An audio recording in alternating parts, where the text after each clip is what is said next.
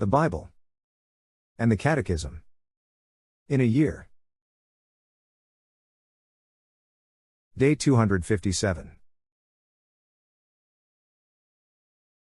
From the Book of Job. The Lord answers Job. Then the Lord answered Job out of the whirlwind. Who is this that darkens counsel by words without knowledge? Gird up your loins like a man. I will question you, and you shall declare to me. Where were you when I laid the foundation of the earth? Tell me, if you have understanding. Who determined its measurements, surely you know.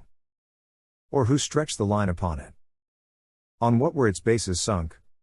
Or who laid its cornerstone? When the morning stars sang together, and all the sons of God shouted for joy. Or who shut in the sea with doors? When it burst forth from the womb. When I made clouds its garment, and thick darkness its swaddling band, and prescribed bounds for it, and set bars and doors, and said, Thus far shall you come, and no farther, and here shall your proud waves be stayed. Have you commanded the morning since your days began, and caused the dawn to know its place, that it might take hold of the skirts of the earth, and the wicked be shaken out of it? It is changed like clay under the seal, and it is dyed like a garment. From the wicked their light is withheld, and their uplifted arm is broken. Have you entered into the springs of the sea, or walked in the recesses of the deep? Have the gates of death been revealed to you, or have you seen the gates of deep darkness? Have you comprehended the expanse of the earth? Declare, if you know all this. Where is the way to the dwelling of light? And where is the place of darkness?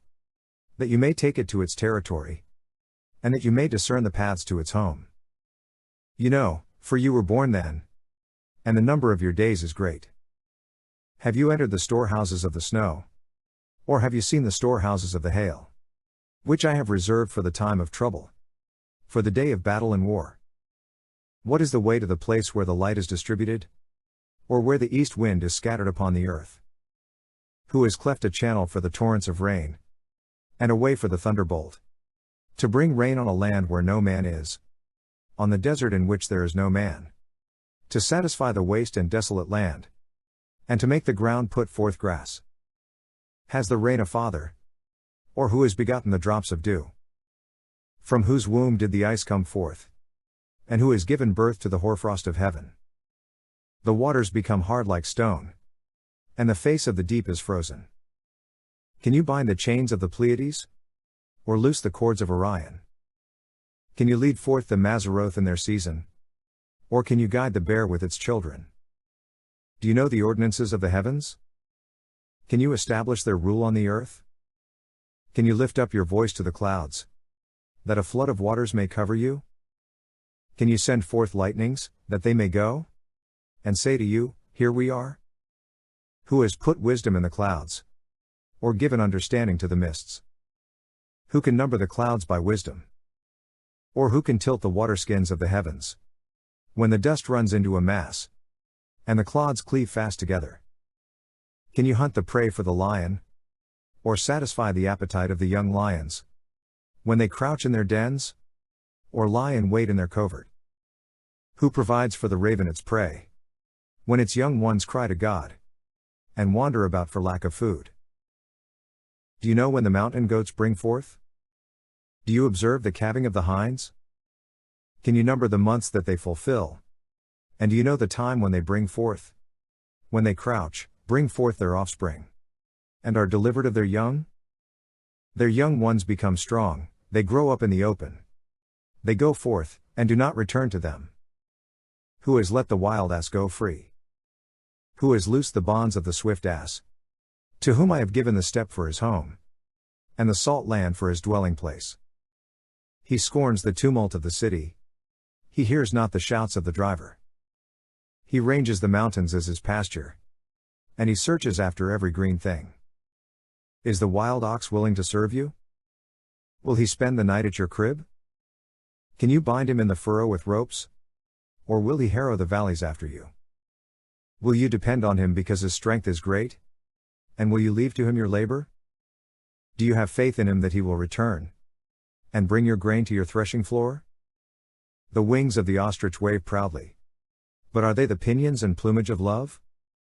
For she leaves her eggs to the earth, and lets them be warmed on the ground, forgetting that a foot may crush them, and that the wild beast may trample them. She deals cruelly with her young, as if they were not hers. Though her labor be in vain, yet she has no fear, because God has made her forget wisdom, and given her no share in understanding. When she rouses herself to flee, she laughs at the horse and his rider. Do you give the horse his might? Do you clothe his neck with strength? Do you make him leap like the locust? His majestic snorting is terrible. He paws in the valley, and exults in his strength. He goes out to meet the weapons. He laughs at fear, and is not dismayed. He does not turn back from the sword.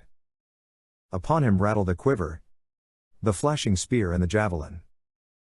With fierceness and rage he swallows the ground. He cannot stand still at the sound of the trumpet. When the trumpet sounds, he says, Aha! He smells the battle from afar, the thunder of the captains, and the shouting. Is it by your wisdom that the hawk soars, and spreads his wings toward the south? Is it at your command that the eagle mounts up, and makes his nest on high? On the rock he dwells and makes his home, in the fastness of the rocky crag. Thence he spies out the prey, his eyes behold it afar off. His young ones suck up blood, and where the slain are, there is he.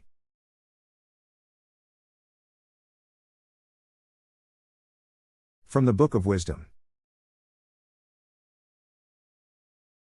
For thy immortal spirit is in all things. Therefore thou dost correct little by little those who trespass, and dost remind and warn them of the things wherein they sin, that they may be freed from wickedness and put their trust in thee, O Lord. The sins of the Canaanites. Those who dwelt of old in thy holy land, thou didst hate for their detestable practices, their works of sorcery and unholy rites, their merciless slaughter of children, and their sacrificial feasting on human flesh and blood. These initiates from the midst of a heathen cult, these parents who murder helpless lives, thou didst will to destroy by the hands of our fathers, that the land most precious of all to thee might receive a worthy colony of the servants of God. But even these thou didst spare, since they were but men, and didst send wasps as forerunners of thy army, to destroy them little by little, though thou wast not unable to give the ungodly into the hands of the righteous in battle, or to destroy them at one blow by dread wild beasts or thy stern word. But judging them little by little thou gavest them a chance to repent, though thou wast not unaware that their origin was evil, and their wickedness inborn, and that their way of thinking would never change. For they were an accursed race from the beginning, and it was not through fear of any one that thou didst leave them unpunished for their sins.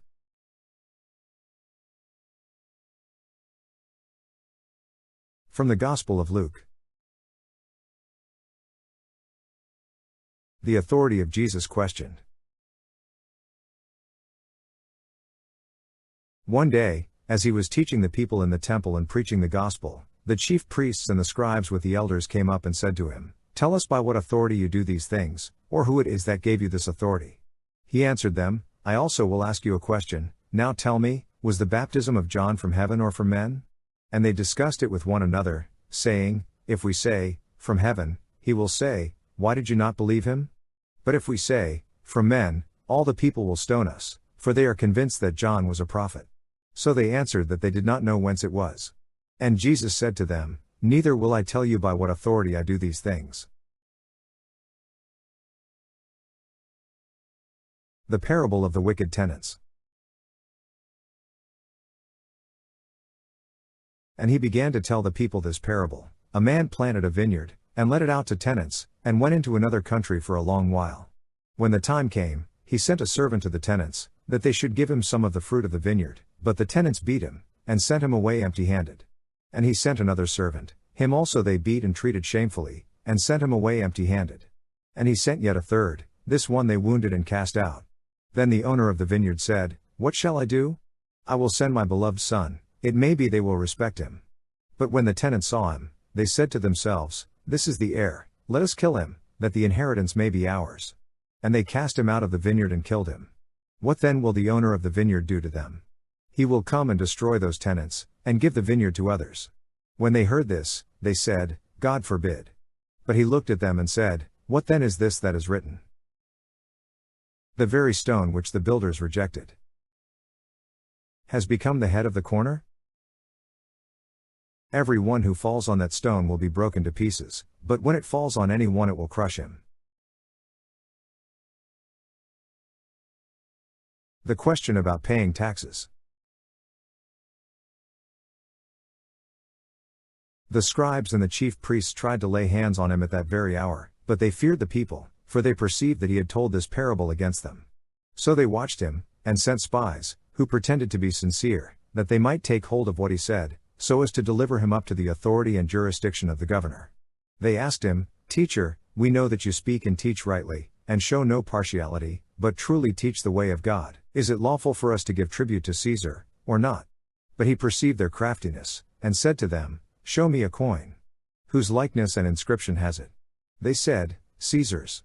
He said to them, Then render to Caesar the things that are Caesar's, and to God the things that are God's. And they were not able in the presence of the people to catch him by what he said, but marveling at his answer they were silent.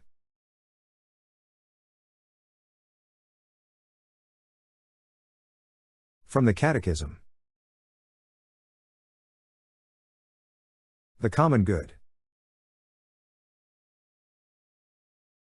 In keeping with the social nature of man, the good of each individual is necessarily related to the common good, which in turn can be defined only in reference to the human person.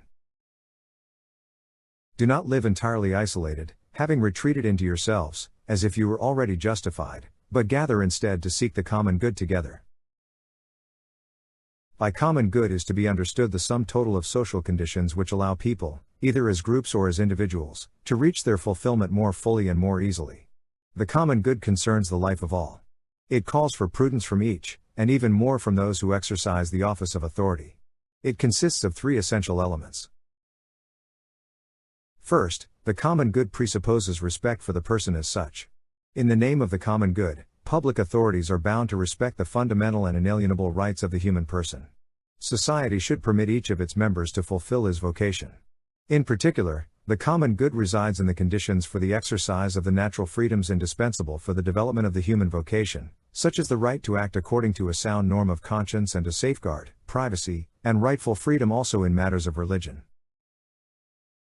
Second, the common good requires the social well-being and development of the group itself. Development is the epitome of all social duties.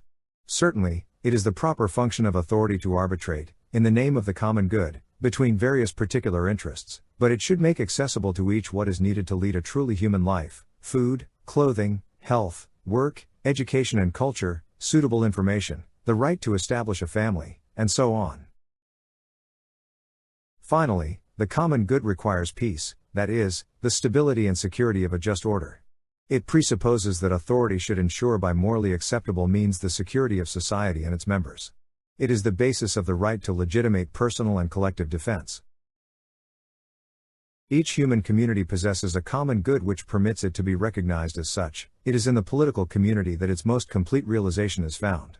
It is the role of the state to defend and promote the common good of civil society, its citizens, and intermediate bodies. Human interdependence is increasing and gradually spreading throughout the world. The unity of the human family, embracing people who enjoy equal natural dignity, implies a universal common good. This good calls for an organization of the community of nations able to provide for the different needs of men. This will involve the sphere of social life to which belong questions of food, hygiene, education, and certain situations arising here and there, as for example, alleviating the miseries of refugees dispersed throughout the world, and assisting migrants and their families. The common good is always oriented towards the progress of persons. The order of things must be subordinate to the order of persons, and not the other way around. This order is founded on truth, built up in justice, and animated by love.